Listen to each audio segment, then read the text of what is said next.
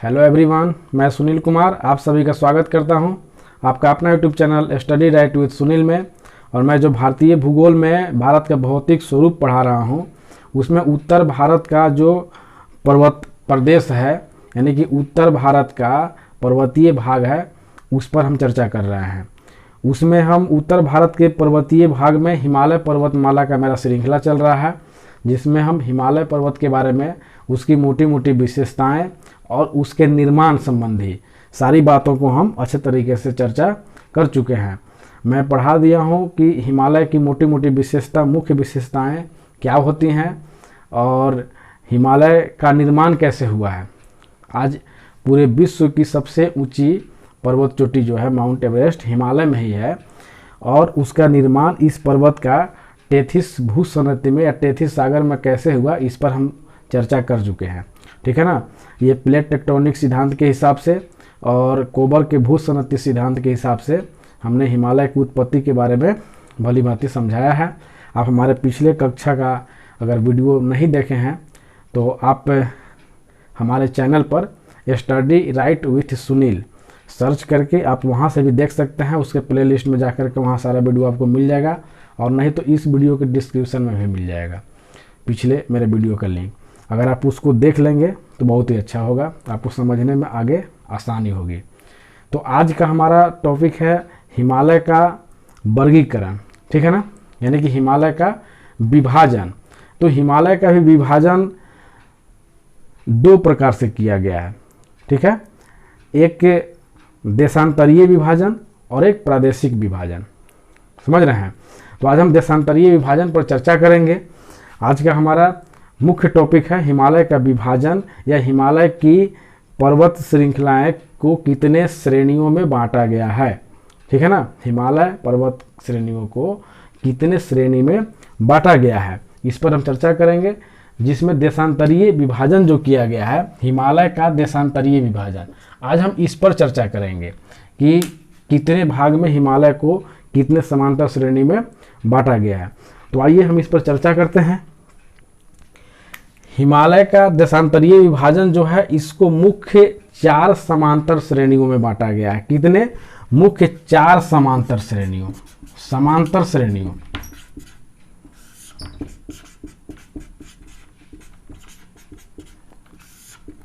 हिमालय को मुख्य 4 समांतर श्रेणियों में बांटा गया है। मैं जैसे जैसे बोल रहा हूं आप उसको लिखते चलेंगे। ठीक है ना, यानी कि हिमालय का विभाजन, देशांतरीय विभाजन जो है उसको मुख्य 4 समांतर श्रेणियों में बांटा गया है। कौन कौन? पहला ट्रांस हिमालय। ठीक है, ट्रांस हिमालय को पार हिमालय भी कहते हैं। दूसरा बृहद हिमालय, इसे महान हिमालय भी बोलते हैं, सर्वोच्च हिमालय भी कहा जाता है और हिमाद्री हिमालय भी कहा जाता है। बृहद हिमालय, महान हिमालय, सर्वोच्च हिमालय और हिमाद्री हिमालय, यानी कि इसका बहुत सारा नाम है। जो महत्वपूर्ण जो नाम है, जो मुख्य जो नाम है, इंपॉर्टेंट नाम है, हम उसको यहाँ पर चर्चा करते चलेंगे। ऐसे सभी श्रेणियों के बारे में एक एक करके पूरा डिस्कस करेंगे। अभी आप ये समझिए कि हिमालय को मुख्य 4 समांतर श्रेणियों में बांटा गया है देशांतरीय विभाजन में। देशांतरीय विभाजन अभी समझाएंगे हम। तीसरा मध्य हिमालय, जिसको लघु हिमालय भी बोलते हैं, हिमाचल हिमालय भी बोलते हैं। ये मध्य हिमालय, लघु हिमालय या हिमाचल हिमालय इसको बोलते हैं। चौथा शिवालिक या बाह्य हिमालय। ठीक है, यानी कि ये 4 मुख्य समांतर श्रेणी हिमालय के हुए। हमेशा एग्जाम में कभी कभी प्रश्न ऐसे पूछ देता है कि हिमालय का देशांतरीय विभाजन जब किया गया तो कितने समांतर श्रेणी में हिमालय को बांटा गया है। तो मुख्य रूप से 4 समांतर श्रेणियों। इसमें भी कुछ विशेषता है, जैसे प्रॉपर जिस समय हिमालय का निर्माण हुआ टेथिस भूसंरचना में स्थित मलबा के हिसाब से उसका जो निर्माण हुआ हिमालय का, तो उसमें मुख्य 3 समांतर श्रेणियां हैं। कितने? 3 समांतर श्रेणी है। कौन कौन? बृहद हिमालय, मध्य हिमालय और शिवालिक। लेकिन पूरे अगर हिमालय पर्वत श्रृंखला को लिया जाए, पूरे हिमालय पर्वत श्रृंखला को लिया जाए तो उसको 4 श्रेणी में बांटा गया है। अभी हम चर्चा करेंगे कि 3 कैसे है और 4 कैसे है। आप मेरे साथ बने रहें यहाँ पर, अभी एक एक करके चर्चा करेंगे तो आपको क्लियर हो जाएगा। ठीक है, तो सबसे पहले हम बात करते हैं इस ट्रांस हिमालय को। इसका नाम ही है ट्रांस हिमालय और पार हिमालय, समझ रहे हैं। ट्रांस हिमालय का मतलब होता है पार, यानी हिमालय के पार वाला, यानी कि हिमालय के उस पार। तो आप यहाँ देखिए ट्रांस हिमालय कहाँ है, चलिए मानचित्र पर आप यहाँ समझते हैं। यहाँ मानचित्र दिख रहा होगा आपको। यह मानचित्र जो है, यहाँ पर जो हम 3 श्रृंखला बनाए हैं। कितने श्रृंखला बनाए हैं देखिए, एक काराकोरम ये वाला हुआ, एक लद्दाख और एक जास्कर। ठीक है, ये काराकोरम, लद्दाख और ये जास्कर 3 श्रृंखलाएं बनाए हैं। इन तीनों श्रृंखलाओं को मिला करके एक इकाई माना जाता है जिसे ट्रांस हिमालय कहते हैं। ये ट्रांस हिमालय पूरा के पूरा जम्मू कश्मीर राज्य में है। कहाँ पर है? ये पूरा पूरा जम्मू कश्मीर राज्य में है। तो ये ट्रांस हिमालय में 3 पर्वत श्रेणियां आते हैं, लेकिन उससे एक पर्वत इकाई माना गया है जिसे क्या बोलते हैं? ट्रांस हिमालय। आप समझ गए? यहाँ आप देख करके कंफ्यूज मत होइएगा कि ये 3 श्रेणियां दिख रहे हैं, इसको ट्रांस हिमालय बोल रहे हैं। ये 3 श्रेणियां हैं, लेकिन इससे एक पर्वतीय इकाई माना गया है। उस पर्वतीय इकाई को क्या बोलते हैं? ट्रांस हिमालय। इसको ट्रांस क्यों बोलते हैं? क्योंकि इस हिमालय के पार है, जो यह हिमालय पर्वत है ना, इसके उस पार है, इसलिए इसको ट्रांस बोलते हैं या पार हिमालय बोलते हैं। समझ गए आप? यानी कि ट्रांस हिमालय हिमालय के पार वाला है।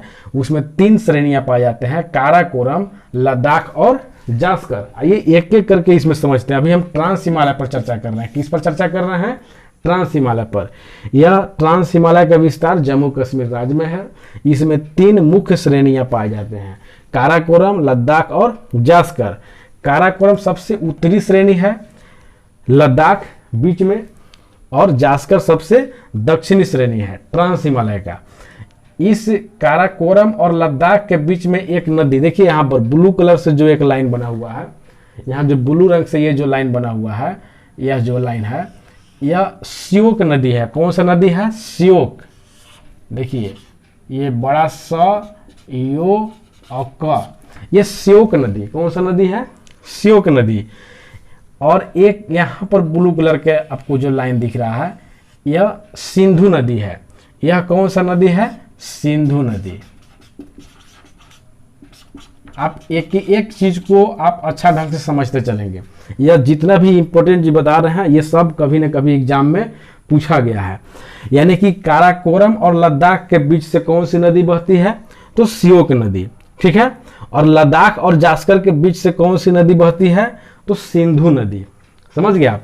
यह सिंधु नदी जो है वह लद्दाख और जास्कर के बीच में बहती है। प्रश्न इस तरीके से बनता है कि काराकोरम और लद्दाख के बीच में कौन सी नदी बहती है? तो श्योक नदी। लद्दाख और जास्कर के बीच में कौन सी नदी बहती है? तो सिंधु नदी। अब प्रश्न ये भी बनता है कि लद्दाख जो है वो किन किन नदियों के बीच जल विभाजक का काम करता है? यानी लद्दाख पर्वत श्रेणी जो है, लद्दाख पर्वत श्रेणी यह जो है, यह श्योक नदी और सिंधु नदी के बीच में जल विभाजक का काम करती है। यह श्योक नदी आगे चल करके सिंधु में ही मिल जाती है। सिंधु की सहायक नदी है। श्योक जो है सिंधु की सहायक नदी है, जो आगे जाकर के सिंधु में मिल जाती है। विशेष इन सारी नदियों पर जब हम नदी तंत्र पढ़ाएंगे तो सिंधु नदी तंत्र, गंगा नदी तंत्र या ब्रह्मपुत्र नदी तंत्र, उसमें हम पूरा डिटेल चर्चा करेंगे। अभी आप यही समझिए कि लद्दाख पर्वत श्रृंखला जो है, लद्दाख पर्वत श्रेणी जो है, वह क्या बोलते हैं? श्योक और सिंधु के बीच में जल विभाजक का काम करता है। समझ गए आप? तो यहाँ पर क्या क्या पॉइंट बना कि काराकोरम सबसे उत्तरी पर्वत श्रृंखला है, किसका? ट्रांस हिमालय का। उसके बाद लद्दाख, उसके बाद जास्कर। काराकोरम और लद्दाख के बीच में श्योक नदी बहती है। लद्दाख और जास्कर के बीच में सिंधु नदी बहती है। यानी कि 2 नदियों के बीच में एक पर्वत श्रेणी है जिसको लद्दाख बोलते हैं। वो लद्दाख जो है सिंधु और श्योक की जल विभाजक का काम करता है। ठीक है। इस काराकोरम पर्वत श्रेणी, जो काराकोरम पर्वत श्रेणी है, इसका विस्तार इस पूरब में भी हो गया है, तिब्बत के पठार तक। आपका तिब्बत के पठार यहाँ है। ये देखिए हिमालय, यहाँ भारत है, इसके ऊपर नेपाल, नेपाल के बाद तिब्बत। आप मानचित्र में देखेंगे यह तिब्बत के पठार यहाँ पर जो है। तो काराकोरम पर्वत श्रृंखला का विस्तार जो है वह तिब्बत के पठार तक आ गया है। जो आप यहाँ देख रहे हैं ये तिब्बत के पठार तक आ गया है। और यहाँ पर तिब्बत में इसे कैलाश श्रेणी बोलते हैं। तिब्बत में इसे क्या कहा जाता है? कैलाश श्रेणी कहते हैं। समझ गए? आप एक एक चीज को समझते चलेंगे, ध्यान से सुनेंगे। अगर वीडियो फास्ट लगता होगा तो आप क्या बोलते हैं, बाद में इसको बैक करके भी देख सकते हैं। अभी आप एक एक चीज को समझते चले। काराकोरम श्रेणी का विकास जो है, विस्तार जो है, वह पूरब में हो चुका है। कहाँ तक? तिब्बत के पठार तक। और वह उधर वाला भाग को क्या बोलते हैं? कैलाश श्रेणी बोलते हैं। समझ गए? एग्जाम में कभी कभी यह भी आता है ऐसे प्रश्न कि काराकोरम श्रेणी का विस्तार पूरब में तिब्बत के पठार तक जहां है, उस पर्वत श्रेणी को क्या बोलते हैं? तो उसको कैलाश श्रेणी बोलते हैं। समझ गया? तो ये ट्रांस हिमालय ये क्लियर हो गया। अब आइए बात करते हैं ये बृहद हिमालय। बृहद हिमालय यहाँ देखिए, यहाँ से लेकर के बृहद हिमालय का विस्तार इस नंगा पर्वत चोटी से लेकर के नामचा बरवा पर्वत चोटी तक बृहद हिमालय का विस्तार है। यह जो बृहद हिमालय का विस्तार है, जिसे महान हिमालय, सर्वोच्च हिमालय, हिमाद्री हिमालय या ग्रेटर हिमालय भी इसको बोलते हैं। इसको हिमाद्री हिमालय बोलते हैं इसीलिए, गंगा नदी कहाँ से निकलती है हम लोग जानते हैं, तो हिमाद्री से निकलती है। हिमाद्री जो है इसी पर्वत श्रृंखला पर है, बृहद हिमालय पर, महान हिमालय पर। तो इस ट्रांस हिमालय के दक्षिण में बृहद हिमालय है। बृहद हिमालय कहाँ है? ट्रांस हिमालय के दक्षिण में। आप इसका क्रम जरूर याद रखेंगे। यह जो हम लिखे हैं क्रम से लिखे हैं, किधर से? उत्तर से दक्षिण, उत्तर से ये दक्षिण का क्रम है। यह पर्वत श्रृंखला का जो पर्वत श्रृंखला, समांतर पर्वत श्रृंखला का जो क्रम है, यह उत्तर से दक्षिण है। सबसे उत्तर में ट्रांस हिमालय, उसके दक्षिण में बृहद हिमालय, उसके दक्षिण में मध्य हिमालय, उसके दक्षिण में शिवालिक हिमालय। समझ गए आप? तो इस क्रम को आप याद रखेंगे। कभी कभी एग्जाम में पूछ देता है कि देशांतरीय विभाजन में हिमालय का क्रम उत्तर से दक्षिण क्या है या दक्षिण से उत्तर क्या है। कभी कभी नाम में भी कंफ्यूजन मत होइएगा कि बृहद हिमालय दे दे या महान हिमालय दे, इसलिए सारे नाम को भी आप याद रखेंगे। ठीक है ना? तो ठीक ट्रांस हिमालय के दक्षिण में बृहद हिमालय है। उस बृहद हिमालय का विस्तार जो है जम्मू कश्मीर में नंगा पर्वत, या नंगा पर्वत इसका नाम है, लेकिन यह नंगा पर्वत एक चोटी है। ठीक है ना? शिखर है, चोटी है। इस नंगा पर्वत से लेकर के नामचा बरवा जो तिब्बत के अधिकार में आता है, ठीक है ना, यहां तक इस पर्वत का श्रृंखला का विस्तार है, बृहद हिमालय का। दुनिया के सबसे ऊंची ऊंची चोटियां जो हैं इसी बृहद हिमालय पर ही हैं, इसीलिए इसको सर्वोच्च हिमालय भी बोलते हैं। इसको सर्वोच्च हिमालय क्यों बोला जाता है? क्योंकि दुनिया की सबसे ऊंची ऊंची चोटियां जैसे माउंट एवरेस्ट हो गया, मंसालू, मकालू, धौलागिरी, ये सभी, कंचनजंगा, जितने भी पर्वत चोटियां हैं जो सबसे ऊंची ऊंची पर्वत चोटियां हैं, वो सब कहाँ पाए जाते हैं? तो यहीं पर स्थित हैं, महान हिमालय में, बृहद हिमालय में। समझ गया? तो चोटियों पर हम अलग बात करेंगे, ठीक है ना। इसके अगले वीडियो में हम हिमालय में मौजूद सभी ऊंची ऊंची चोटियों और महत्वपूर्ण चोटियों और उसमें स्थित ग्लेशियर और दर्रों पर बात करेंगे, ठीक है ना। उसमें से कितने दर्रे गुजरते हैं हिमालय से, कौन कौन से ग्लेशियर पाए जाते हैं, हिमनद, और कौन कौन सी चोटियां हैं, किस राज्य में स्थित हैं, किसकी ऊंचाई कितनी है, ये सब डिटेल्स हम अगले नेक्स्ट वीडियो में करेंगे। अभी हम इसके विभाजन पर चर्चा कर रहे हैं, ठीक है ना। ये पूरे समांतर श्रेणियों को अभी हम समझ रहे हैं, आप इसको समझते चले अच्छा से। तो ये हुआ ट्रांस हिमालय के दक्षिण में बृहद हिमालय, और बृहद हिमालय के दक्षिण में मध्य हिमालय, और मध्य हिमालय के दक्षिण में शिवालिक या बाह्य हिमालय। जो सबसे आखिरी हिमालय की सभी श्रेणियों की सबसे दक्षिणतम श्रेणी कौन सी है? तो शिवालिक श्रेणी है। ये एग्जाम में प्रश्न हमेशा बनता है कि सबसे दक्षिणतम श्रेणी कौन सा है हिमालय पर्वत की, तो वह शिवालिक पर्वत श्रेणी है या बाह्य हिमालय। चूंकि सबसे बाहरी है इसलिए उसको बाह्य हिमालय भी बोलते हैं, ठीक है ना। अब रही बात कि ये जो है चारों पर्वत श्रृंखलाएं हैं, एक दूसरे से गैप कैसे बना हुआ है, कैसे एक दूसरे से अलग है। तो आप यहां समझिए, जैसे ट्रांस हिमालय जो है, ट्रांस हिमालय और बृहद हिमालय के बीच में जो गैप, जो जगह बना हुआ है, समझ रहे हैं, ट्रांस हिमालय, यहाँ जो ट्रांस हिमालय है और बृहद हिमालय, इसके बीच का जो जगह है, जो खाली जगह है, इसको बोलते हैं सचर जोन। क्या बोलते हैं? इसको बोलते हैं सचर जोन। समझ गए? यानी कि प्रश्न ऐसे बनता है कि ट्रांस हिमालय और बृहद हिमालय किस जोन द्वारा अलग होता है? ट्रांस हिमालय और बृहद हिमालय किस जोन द्वारा अलग होता है? तो सच्चर जोन। इसको याद रखेंगे, कौन सा जोन द्वारा? सच्चर जोन द्वारा यह अलग होते हैं, ठीक है ना।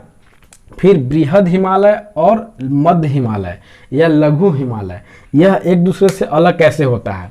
ठीक है, बृहद हिमालय और लघु हिमालय ये एक दूसरे से अलग कैसे होता है? तो मेन सेंट्रल थ्रस्ट, इसके बीच में जो गैप है उसको बोलते हैं मेन सेंट्रल थ्रस्ट। यानी कि मेन सेंट्रल थ्रस्ट किसको किसको अलग करता है, किसको किसको विभाजित करता है?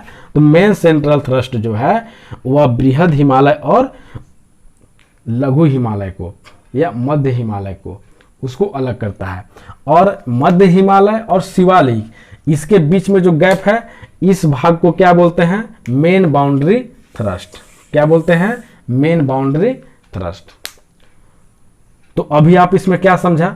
हिमालय की सभी चारों पर्वत श्रेणी, ठीक है ना, कौन कौन से हैं? दूसरे चीज की ये चारों पर्वत श्रेणी एक दूसरे से कैसे कैसे अलग हैं। जैसे ट्रांस हिमालय और बृहद हिमालय, इसके बीच में सचर जोन, बृहद हिमालय और मध्य हिमालय के बीच में आपका मेन सेंट्रल थ्रस्ट, और मध्य हिमालय और शिवालिक के बीच में मेन बाउंड्री थ्रस्ट। समझ गए? जो हम यहाँ पर लिख दिए हैं, आप इसको अच्छे तरीके से नोट कर लेंगे, और मैं जितने बात बताते जा रहा हूँ आप उसको हूबहू उसको लिखते जाएंगे। एक अच्छा से नोट तैयार करेंगे और उसको जब पढ़ लेंगे आप एक बार, तो आप हिमालय पर्वत या जो भी टॉपिक आप पढ़ेंगे उसको समझने में बहुत ही आसानी होगी, क्योंकि बहुत ही सिंपल भाषा में अपने लैंग्वेज में मैं समझाने का पूरा प्रयास करता हूँ। तो मैं जो पीछे जो वीडियो में पढ़ाया हूँ कि हिमालय पर्वत का उत्पत्ति कैसे हुआ, उसमें हम चर्चा किए हैं कि हिमालय का मुड़ाव जो है यह दोनों किनारे पर दक्षिण की ओर हो गया है। जैसे यहाँ भी देखिए किनारे पर दक्षिण की ओर मुड़ गया है, यहाँ भी किनारे पर यानी कि पश्चिमी किनारे पर भी दक्षिण की तरफ मुड़ा है और पूर्वी किनारे पर भी दक्षिण की तरफ मुड़ा है, ठीक है ना। और इसको हिमालय पर्वत का ही यह भाग है, लेकिन इसे हिमालय पर्वत नहीं कहा जाता है, इसे अलग नाम से जाना जाता है, जिसके बारे में हम डिटेल चर्चा कर चुके हैं। आप पीछे हमारे वीडियो में जाकर के इसको देख सकते हैं।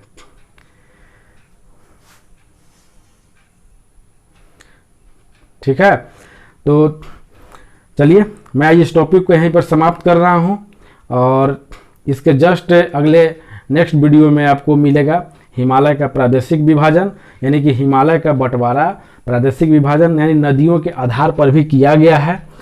उसके आधार पर हम बताएंगे कितने भागों में बांटा गया है, किसकी लंबाई किसकी चौड़ाई कितनी है, सबसे बड़ी क्षेत्र कौन है, सबसे छोटा क्षेत्र कौन है, ये सब हम विशेष चर्चा करेंगे अगले नेक्स्ट वीडियो में।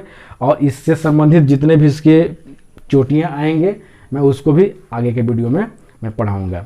आज मैं इसको यहीं पर समाप्त कर रहा हूँ, और मैं ये कहना चाह रहा हूँ कि अगर आपको मेरा वीडियो पसंद आता होगा तो आप हमारे चैनल को लाइक करें और सब्सक्राइब करें, और अपने फ्रेंड को दोस्तों को शेयर भी करें। उससे क्या होगा कि अगर किसी को ज़रूरत है इस तरह के वीडियो को, तो वो देख करके अपना ज़रूरत को पूरा कर सके और मेरे साथ जुड़ने का उनका एक लगाव बनेगा और अपना तैयारी वो भी सुनिश्चित कर पाएंगे। तो इसलिए मैं चाहूँगा कि आप मेरे वीडियो को अधिक से अधिक शेयर करें और मेरे चैनल को सब्सक्राइब भी करें। सब्सक्राइब करने से क्या होगा कि आपको मेरा वीडियो सबसे पहले मिल जाएगा। अगर बेल आइकन भी दबा लेंगे तो मैं जब भी वीडियो अपलोड करूंगा उसका नोटिफिकेशन आपके तक पहुंच जाएगा और मुझे मोटिवेशन मिलेगा। इससे यही एक बेनिफिट है। तो चलिए मैं इसको यहीं पर समाप्त कर रहा हूं, फिर मिलते हैं नेक्स्ट वीडियो में। Thank you.